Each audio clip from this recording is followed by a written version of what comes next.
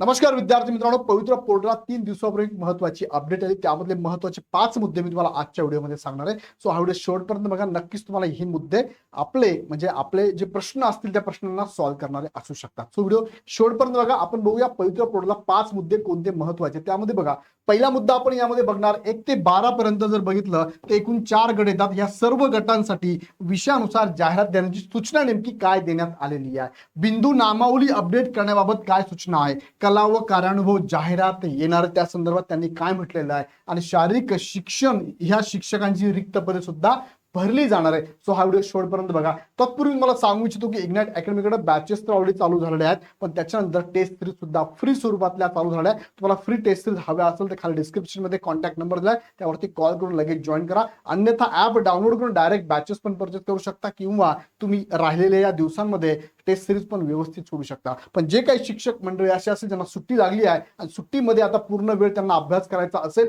राहिलेल्या वेळेमध्ये राहिलेल्या 60 दिवसांमध्ये आता 60 पण निबंधन दीड महिना राहिलेला आहे. त्या दीड महिन्यात जर प्रॉपर तुम्हाला तयारी करायची असेल, प्रॉपर तुम्हाला एखादा विषय अवघड वाटतो, एखादा घटक अवघड वाटत असेल, तर तुम्हाला ह्या बॅच नक्कीच मदत करणार आहे. लगेच जॉईन करा. जॉईन करण्यासाठी खाली डिस्क्रिप्शन मध्ये ऍप आणि बॅचची लिंक दिलेली आहे. चला आता मुख्य मुद्द्याकडे तुम्हाला मी घेऊन जातो. हे नोटिफिकेशन आलेलं आहे, डायरेक्ट तुम्हाला नोटिफिकेशन दाखवतो मी तुम्हाला यात काय म्हटलं बघा. हे नोटिफिकेशन आहे 1/5/2026 पवित्र पोर्टलसाठी आलंय. कुणासाठी सूचना आहे तर व्यवस्थापनांसाठी सूचना आहे. आता उमेदवारांनी काही करायचंय का? नाही. उमेदवारांनी फक्त बघायचंय कशी जाहिरात येते, कोणती जाहिरात येते, कोणत्या पदांची आहे, कोणत्या गटाची आहे, कोणत्या कॅटेगरीची आहे, कोणत्या विषयाची आहे, कोणत्या जिल्ह्याची, कोणत्या संस्थेची, कोणत्या स्थानिक स्वराज्य संस्थेची, हे फक्त ऑब्झर्व करायचं आहे. आणि आपल्या नोटबुक एक 100 पेजची नोटबुक घ्यायची, त्यामध्ये नोंदी करत चालायची आहे की मला आता कुठे कुठे हे द्यायचंय, हे द्यायचंय, प्राधान्यक्रम द्यायचा आहे. आणि त्या संदर्भातला विशेष म्हणजे आमचं सेशन पण चालू आहे, प्राधान्यक्रम कसा निवडावा याची सेपरेट बॅच पण आपण फार कमी फी मध्ये ती पण बॅच घेतलेली आहे. ती पण बॅच तुम्ही जॉईन करू शकता. बघा, व्यवस्थापनासाठी सूचना त्यांनी दिलेली आहे. त्या कोणत्या 2 स्थानिक स्वराज्य संस्था आणि खाजगी शैक्षणिक संस्थांच्या शाळांमधील शिक्षकांची रिक्त पदे भरण्याबाबत पवित्र पोर्टलवर जाहिराती विषयक सूचना त्यांनी दिलेल्या आहेत. आता कुणासाठी आहे तर ह्या दोघांना आहे. स्थानिक स्वराज्य संस्थांना हे काम त्यांनी दिलेलं आहे. बाबांनो, तुम्ही ऍड देऊन टाका आणि तुम्ही पण ऍड देऊन टाका. पण कशी द्या ऍड ते पण त्यांनी सांगितलं या पत्रकामध्ये. बघा, त्यांनी सांगितलं बघा, टोटल जर आपण बघितलं तर टेट जी झाली 2025 ची 27/5 पासून 5/6 या कालावधीत 2025 मध्ये एक्झाम झाली आणि बरोबर 1 महिन्याने ही जाहिरात आपल्या हातात येते. बघा, त्यामध्ये उमेदवार जे होते चाचणीसाठी बसलेले 2,28,808 होते. पैकी 2,11,308 उमेदवार प्रत्यक्ष चाचणीला उपस्थित होते. बघा, म्हणजे जवळपास 17,000 उमेदवार चाचणीला आलेच नाही टेटला.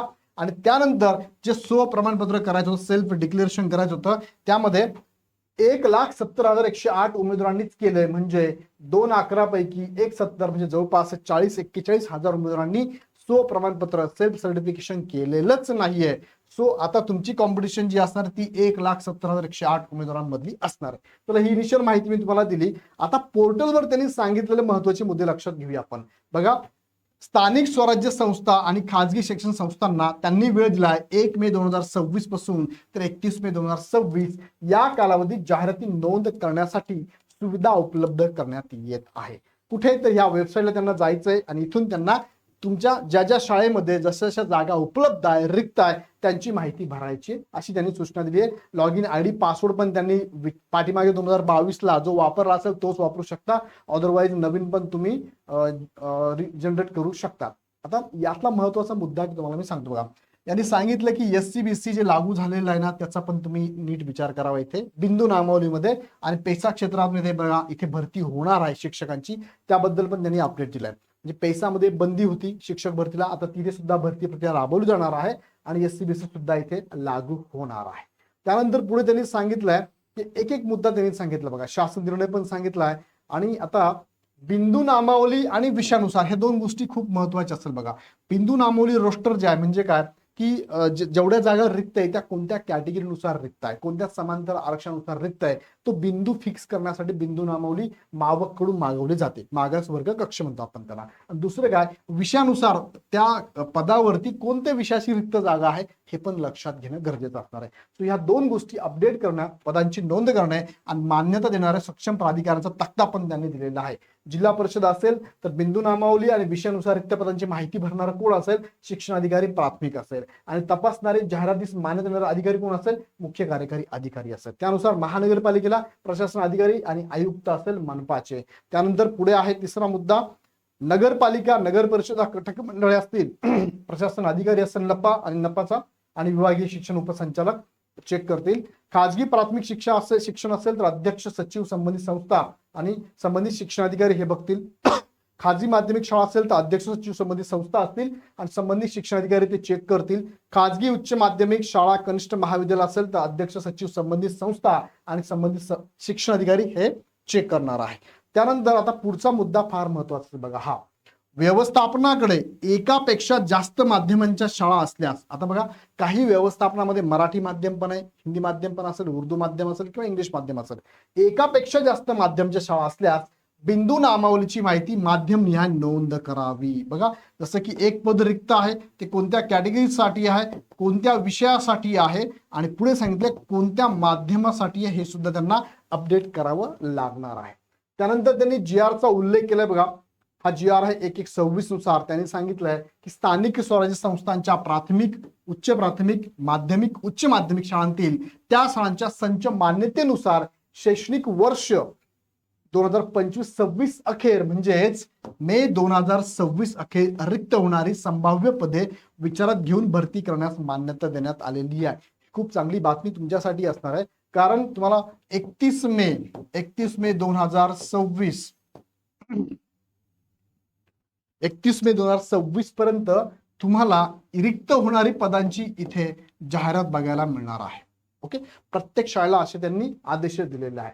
आता पुढे त्यांनी सांगितलंय 80% जागा त्यांना भरायच्या बघा. त्यांनी हा GR चा उल्लेख केला 21/6/2023 त्यानुसार रिक्त पदांच्या 80% मर्यादेत मागणी नोंदणी करावी. म्हणजे जागा जर 10 असेल 10 पैकी 8 जागा तिथे भरण्यात यावा असा हा 10 नंबरचा पॉईंट सांगतोय आणि त्याला संदर्भ त्यांनी 21/6/2023 GR पण दिलेला आहे. आता पुढे सांगितलं रिक्त पदांपैकी काही पदाबाबत जर न्यायालयात प्रकरण प्रलंबित असेल, अशी पदं भरणे शक्य नसेल तर अशी बिंदू नामावली आरक्षण याची मागणी नोंदवायची नाही असं त्यांनी सांगितलेलं आहे. आता हा मुद्दा लक्षात घ्या, गटनिहाय त्यांनी सांगितलं बघा.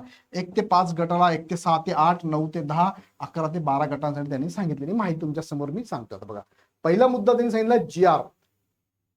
बघा 4 GR चे उल्लेख केले त्यांनी. 7 फेब्रुवारी 2019, 25 फेब्रुवारी 2019, 12 जून 2019, 13 ऑक्टोबर 2023 चारही GR माझ्याकडे अवेलेबल आहे. चारही GR चा उल्लेख त्यांनी इथे केलेला आणि त्यानुसार भरती प्रक्रिया राबवली जावी असं त्यांनी सांगितलेलं आहे. आता बघूया आपण पहिला मुद्दा 6वी ते 8वी साठी. बघा काय सांगितलंय, 6वी ते 8वी या गटातील भाषा, गणित विज्ञान, फक्त गणित, फक्त विज्ञान आणि सामाजिक शास्त्रे याप्रमाणे अध्यापनाच्या विषयासाठी मागणी करता येणार आहे. कोणत्या गटाला? 6 ते 8 ला. भाषा विषयाचा एक पद असेल, गणित विज्ञान दोघे एकत्र असेल, फक्त गणित, फक्त विज्ञान, फक्त सामायिक शास्त्र अशी जर पदांची मागणी असेल तर ती कशी नोंदवावी त्यांनी सांगितलं बघा. हा 15 नंबरचा पॉईंट त्याला उप आकडा दिला बघा अ. यात काय सांगितलंय तर फक्त गणित विषय शिकवण्यासाठी शिक्षक पाहिजे असल्यास गणित हा विषय निवडावा. दुसरं, फक्त विज्ञान हवं असेल तर विज्ञान हा विषय त्यांनी निवडावा. आणि जर तुम्हाला गणित आणि विज्ञान एकत्रितरित्या दोन्ही विषय शिकवण्यासाठी एकच शिक्षक पाहिजे असल्यास गणित विज्ञान असा विषय निवडावा. सेपरेट तुम्हाला गणितासाठी वेगळा शिक्षक हवा असेल तर वेगळा गणित निवडा. फक्त विज्ञानला विज्ञान आणि दोघं विषयांसाठी एकच शिक्षक पाहिजे तर गणित विज्ञान असा त्यांनी इथे पॉइंट निवडायचा आहे, पर्याय निवडायचा आहे. त्यानंतर शेवट त्यांनी इथे GR चा उल्लेख केलेला आहे बघा. 15/3/2024 अन्वये कला व कार्यानुभव. आता हे दोन्ही पदं भरली जाणार का हा बराच अंशी मुलांनी प्रश्न विचारला होता. तर कला आणि कार्यानुभव ही पदे मंजूर व रिक्त असलेली पदे भरण्यासाठी विशेष शिक्षक ज्याला आपण स्पेशल टीचर म्हणतो अंतर्गत नोंद करण्याची सुविधा देण्यात आलेली आहे. संबंधित शाळांनी गटनिहाय 6 ते 8 साठी जर कला आणि कार्यानुभव ही पदं रिक्त असेल तर त्यांनी स्पेशल टीचर या अंतर्गत नोंद करणं गरजेचं आहे. सो ही 2 पदं सुद्धा भरली जाणार लक्षात घ्या. पुढचा मुद्दा त्यांनी सांगितलाय 9वी ते 10वी साठी. बघा काय सांगितलंय, 9वी ते 10वी या गटातील भाषा विषय असेल, गणित असेल, विज्ञान असेल, गणित विज्ञान एकत्र असेल, सामाजिक शास्त्र असेल, सेपरेट बघा इतिहास, भूगोल, शारीरिक शिक्षण, संरक्षण शास्त्र याप्रमाणे विषयासाठी मागणी करता येणार आहे. कुणाला 9वी ते 10वीच्या वर्गांसाठी. त्यात काय सांगितलंय, पहिला आकडा बघा. फक्त गणित हवा असेल तर गणित हा विषय तुम्ही निवडावा. फक्त विज्ञान शिक्षक हवा असेल तर विज्ञान हा निवडावा. तुम्हाला गणित आणि विज्ञान दोघं विषय म्हणून एकच शिक्षक पाहिजे असेल तर तुम्ही गणित विज्ञान निवडावा. इतिहास भूगोल इत्यादी सामाजिक शास्त्रातील सर्व विषय शिकवण्यासाठी एकच शिक्षक पाहिजे असल्यास सामाजिक शास्त्र हा विषय निवडावा. आणि पुढे फक्त इतिहास पाहिजे असेल, फक्त इतिहास पाहिजे, फक्त भूगोल पाहिजे तर तुम्ही फक्त इतिहास आणि भूगोल विषय सुद्धा निवडून इथे पदभरती करू शकतात. त्यासाठी शासन निर्णय त्यांनी सांगितला 15/3/24चा. त्यामध्ये त्यांनी सांगितल्याप्रमाणे शारीरिक शिक्षण मंजूर व रिक्त असलेली पदे भरण्यासाठी शारीरिक शिक्षण हा विषय निवडावा. म्हणजे शारीरिक शिक्षणाची पद सुद्धा भरली जाणार आहे. सो लक्षात घ्या, जे शारीरिक शिक्षणासाठी इच्छुक उमेदवार होते त्यांची सुद्धा इथे भरती होणार आहे. 7वा पॉइंट जो आहे तो 11वी ते 12वी या गटासाठी बघा. या गटासाठी उच्च प्राथमिक कनिष्ठ महाविद्यालयाच्या संच मान्यतेमध्ये मंजूर असलेल्या पदांपैकी रिक्त असलेल्या पदांसाठी मागणी करता येईल. त्यासाठी त्यांनी सांगितलं बघा, शासन निर्णय 13/10/23 मधील तरतुदीनुसार अर्धवेळ व 2 विषयातील कार्यभारामुळे पूर्ण वेळ मंजूर असलेली रिक्त पदे नोंद करण्याची सुविधा उपलब्ध करून देण्यात आलेली आहे. त्यानुसारच अशा मंजूर आणि रिक्त असणाऱ्या पदांची नोंद करावी असं शाळेंना, संबंधित विद्यालयांना, महाविद्यालयांना सांगितलेलं आहे. बरोबर. त्यानंतर बिंदू नामावली माहिती भरल्यानंतर ती तपासून मान्य केल्यानंतरच विषयाचा गट विषयाची माहिती नोंद करता येते. त्यानंतर विषयाची माहिती तपासून मान्य केल्यानंतरच जाहिरात तयार होईल. आणि शेवटी आपण जाऊया, शेवटी मुद्द्याकडे जाऊया आपण. जाहिरात जनरेट होण्यासाठी बिंदू नामावली व विषय या दोन्ही प्रकारची माहिती संबंधित सक्षम प्राधिकारी यांच्याकडून मान्य करून घेणे सुद्धा आवश्यक असणार आहे. अशी ही पूर्ण माहिती त्यांनी यात दिलेली आहे. मॅन्युअल, युजर मॅन्युअल पण त्यांनी सांगितलं आहे. काही अडचण असेल तर त्यांनी सांगितलं आहे की ह्या मेल आय डी वरती कॉन्टॅक्ट करा किंवा व्यवस्थापनाला काही अडचण असेल तर ह्या नंबरला कॉन्टॅक्ट करा असे त्यांनी सांगितलेलं आहे. सो विद्यार्थी मित्रांनो, प्रोसेस चालू झालेली आहे आणि यात महत्वाचे मुद्दे मी तुम्हाला सांगितले आहे. पेसा क्षेत्रात भरती होणार आहे, कलाची भरती आहे, कारणोबाची भरती, शारीरिक शिक्षणाची भरती आहे. 1 ते 12 साठी सगळ्या स्थानिक स्वराज्य संस्था आणि खाजगी संस्थांना ही महत्वाची अपडेट, आदेश किंवा सूचना दिलेली आहे. तो भरती प्रक्रिया आता म्हणजे ऍड येणं चालू झालेलं आहे. सो उमेदवारांना अजून काहीच करायचं नाही. उमेदवारांसाठी काही सूचना नाही आहे. ह्या सगळ्या सूचना या संस्थांना, या काय स्थानिक स्वराज्य संस्थांना आणि खाजगी संस्थांनाच दिलेल्या आहे. तुमच्याबद्दल अजून त्यांनी काही सांगितलेलं नाहीये. नंतर तुम्हाला प्राधान्यक्रम जनरेट होतील, त्यानुसार तुम्हाला प्राधान्यक्रम द्यायचे आहेत. आता काही करायचं आहे का? नाही. आता फक्त तुम्हाला बघायचंय जाहिरात कोणकोणत्या कशा कशा येतात. ओके. सो ही अपडेट मी तुम्हाला दिलेली आहे. प्राधान्यक्रम कसे द्यावे या संदर्भात एक काउन्सिलिंगची बॅच पण आम्ही चालू केली फार कमी फी मध्ये. त्यामध्ये विशेष करून या सगळ्यांबाबत आम्ही मार्गदर्शन करत असतो. अपेक्षित असेल तुम्ही नक्की ती बॅच जॉईन करू शकता. त्यासाठी आमच्या ह्या नंबरला कॉल करून डायरेक्ट माहिती घेऊ शकता. अदरवाईज ऍप डाउनलोड करून डायरेक्ट बॅच पण तुम्ही जॉईन करू शकता. ही माहिती कशी वाटली कमेंटमध्ये कळवा. अजून काही प्रश्न असेल मनामध्ये कमेंटमध्ये टाका. पुढच्या अपडेट बघण्यासाठी चॅनल सबस्क्राईब करा आणि माहिती आवडल्यास लाईक करून मित्रांना शेअर करा. पुन्हा व्हिडिओ आपण नेक्स्ट व्हिडिओमध्ये. धन्यवाद.